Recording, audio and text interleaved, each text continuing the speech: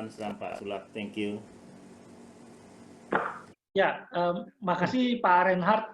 Benar Pak, kita sepakat sekali gitu waktu pekerja itu ditanya gitu kan. Dia bilang Pak, saya mati karena corona atau mati kelaparan gitu masalahnya gitu. Jadi ini challenge besar ya.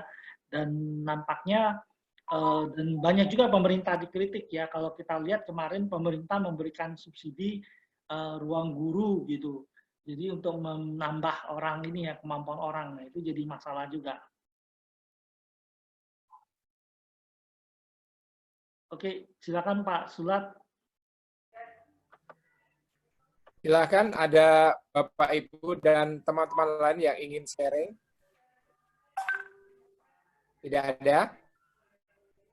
Kalau tidak ada, kita lanjutkan presentasinya ya. Nanti masih ada kesempatan untuk sharing dan juga untuk tanya jawab. Sebentar saya akan share filenya. Apakah Mbak Diana sudah lihat? Diana sudah lihat file yang saya share? Belum Pak, belum muncul. Belum muncul. Bentar.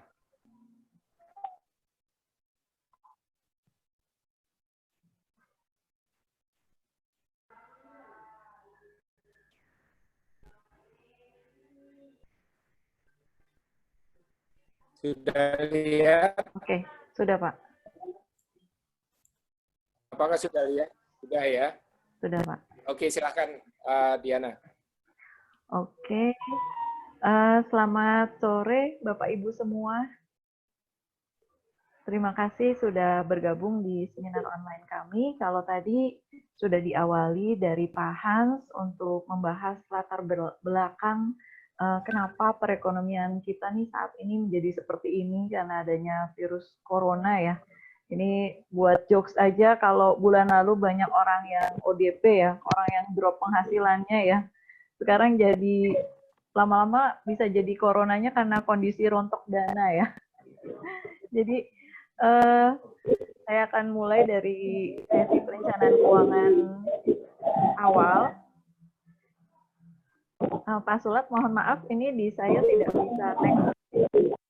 Jadi saya minta tolong Pak Sulat yang mengkontrol ininya. Boleh Pak? Mungkin boleh di-mute dulu semua, Pak Sulat. Saya nggak bisa next slide-nya Pak.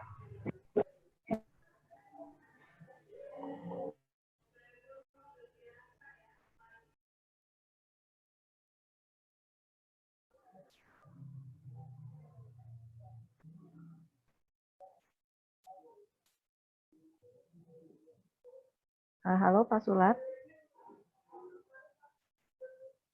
Slide-nya boleh minta di next, karena saya tidak bisa melakukan next. Pak Sulat.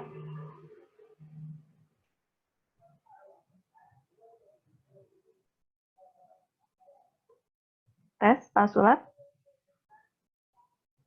Bentar, ada masih itu kayaknya, masih koneksi kayaknya.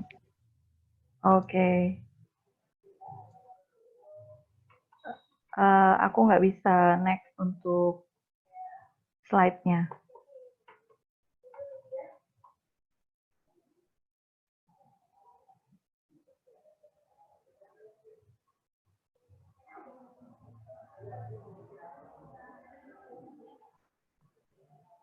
Ya.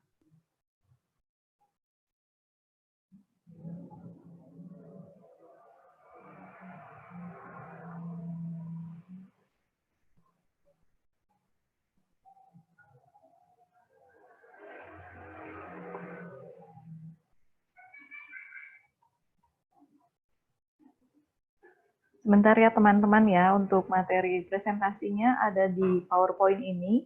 Sesi kedua akan saya bawakan mengenai perencanaan keuangan.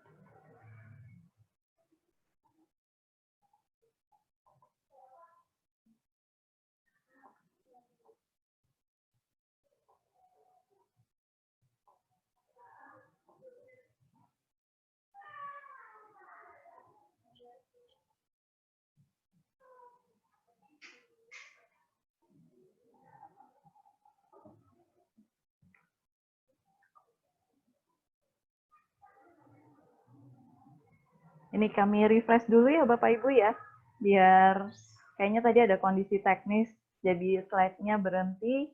Ini kami sedang refresh dulu untuk slide-nya. Mungkin nanti langsung Pak Sulat yang next aja.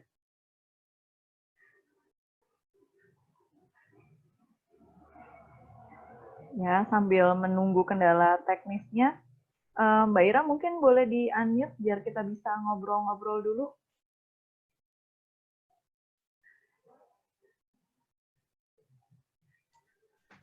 Halo. Memang, ya, mungkin seperti penjelasan Pak Reinhardt tadi, yang paling sulit mungkin bagi para pekerja harian memang yang benar-benar mentok, nggak dapat penghasilan karena bekerjanya lepas secara harian ya Pak Reinhardt ya.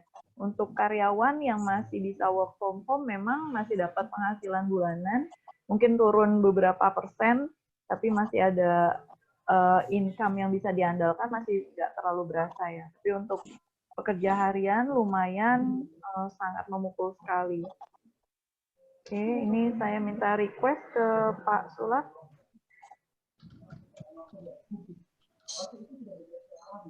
Oke, sudah Mbak Dian. Oke, ya syukurlah sudah lancar. Tadi kayaknya ada gangguan teknis sedikit ya Bapak Ibu, mohon maaf. Saya lanjutkan. Oke, nah kalau dalam perencanaan keuangan Bapak Ibu, dalam kondisi normal maka arus kasnya memang seperti ini. Waktu kemarin yang ikut follow-up mungkin sudah pernah dapat share-nya. Untuk slide ini saya akan jelaskan sedikit.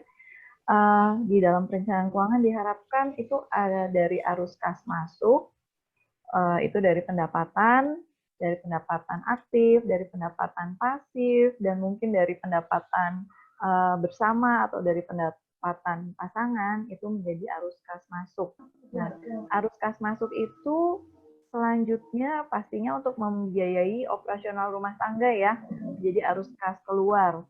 Selain biaya operasional, juga untuk mengurangi hutang sebagai cicilan. Nah, diharapkan dari arus kas masuk dan keluar masih ada surplus, masih ada arus kas bersih yang bisa digunakan untuk menambah aset dan menambah kekayaan bersih. Begitu ya Bapak Ibu ya, ini dalam kondisi normal. Sehingga bisa diperjelas lagi di yang next-nya. Next slide Pak, boleh?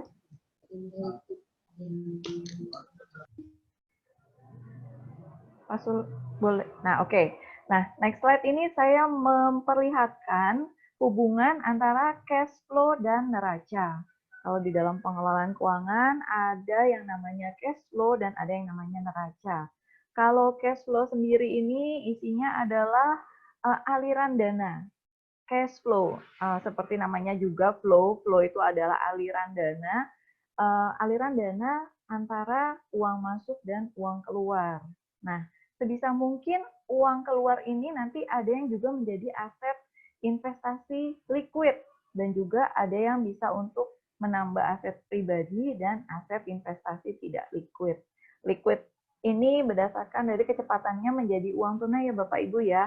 Oke, ini untuk pengelolaan keuangannya, hubungan antara cash flow dan neraca. Oke, next.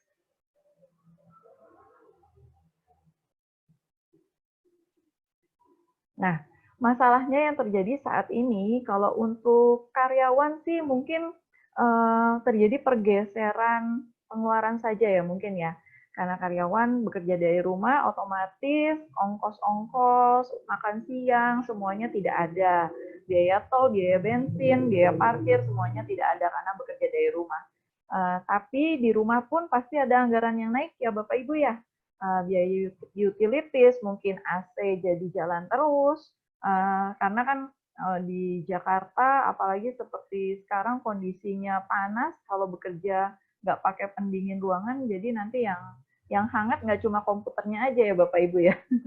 Jadi untuk mencegah itu, mungkin akan ada kenaikan biaya listrik, akan ada kenaikan biaya kuota internet, akan ada kenaikan biaya snack, biaya jajan, seperti itu ya. Kadang-kadang kita suka lupa ya, siang ada snack, sore juga ada snack, seperti itu. Tapi nggak apa-apa kalau kita sudah bisa memperhitungkan antara yang turun dan yang naik itu seimbang, itu masih nggak apa-apa. Kalau penghasilan kita masih bisa sama atau tidak jauh beda. Yang jadi masalah kan memang kalau memang penghasilannya benar-benar berkurang, dalam artian di sini penghasilan utamanya berkurang atau bahkan tidak ada sama sekali, itu yang akan menjadi masalah. Nah, di sini kita akan memberikan beberapa alternatif untuk menutup keadaan yang seperti itu.